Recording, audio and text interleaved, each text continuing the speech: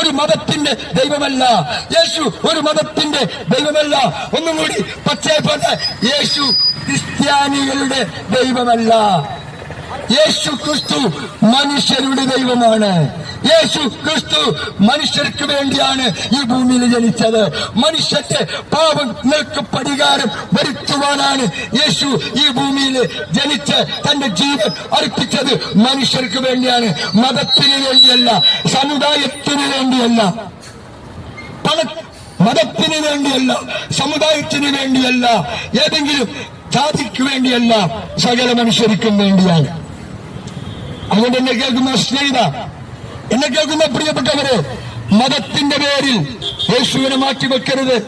മതത്തിന്റെ പേരിൽ യേശുവിനെ മാറ്റിവെക്കരുത്. മതം നിന്നെ രക്ഷിക്കുകയില്ല. മതം മനുഷ്യന്റെ അഭിപ്രായമാണ്. നമ്മളെ രക്ഷിക്കാൻ മനുഷ്യർക്ക് കഴിയില്ല. നമ്മളെ രക്ഷിക്കാൻ യേശു ക്രിസ്തുവിന്, ദൈവത്തിന് മാത്രമേ കഴിയുള്ളൂ. യേശുവിന്റെ പേരിന്റെ അർത്ഥം രക്ഷകൻ എന്നാണ്. എന്ത്? ആരുടെ രക്ഷകൻ? മനുഷ്യവർഗത്തിന്റെ രക്ഷകൻ.